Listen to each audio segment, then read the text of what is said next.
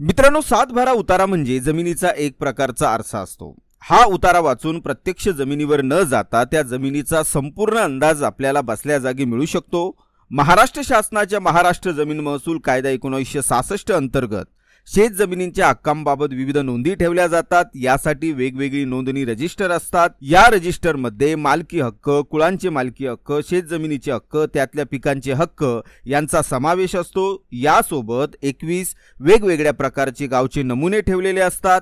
गाव नमुना 1 ते 21 मध्ये जमिनीच्या मालकी, वहिवाट आणि इतर शासकीय माहिती असते।